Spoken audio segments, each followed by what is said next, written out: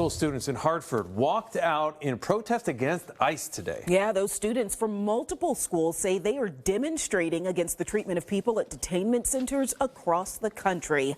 Meanwhile, the Trump administration is ending its immigration enforcement surge in the city of Minneapolis. For those that say we are backing down from immigration enforcement or the promise of mass deportations, you are simply wrong. Look at the data. Record number of arrests and deportations under President Trump's first year. And we'll continue that effort. Now, back in November, about 3,000 immigration agents were sent to Minneapolis, and then in January, federal agents shot and killed 2 U.S. citizens. White House border czar Tom Homan, who you just heard from there, says a significant drawdown will begin this week and will continue into next week. Now let's get back to those protests here in Connecticut. NBC Connecticut's Sydney Boyo was there. She joins us now live in Hartford. Sydney, what did those students have to say?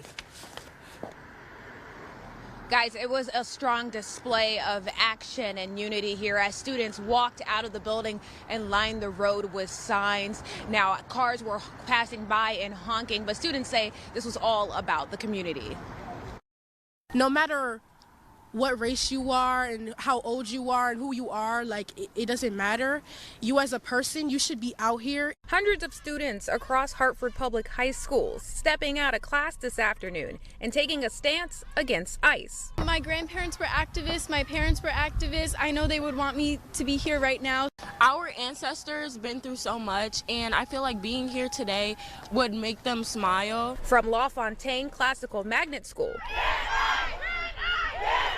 to Weaver High School alongside Kinsella Magnet. This is an important cause because if it's not you, then it's your neighbor. This is the next generation that they are stepping up and standing up for our fellow Americans and our brothers and sisters because we all stand as one. It feels really good to know that a lot of kids from my age group understand the severity of this and want to do something about it. Student posters sending a message to Washington, D.C. As you can see on my sign, if you're an adult and you're not saying anything about it, wake up. It's real and it's affecting you too. It says ICE should be in my drinks, not my city. ICE, call your Uber. ICE out. And setting the tone for the next generation of voters. The more people who come together, the more likely it is that something will be done. Silence is compliance. If you're not supporting the cause, you are with it.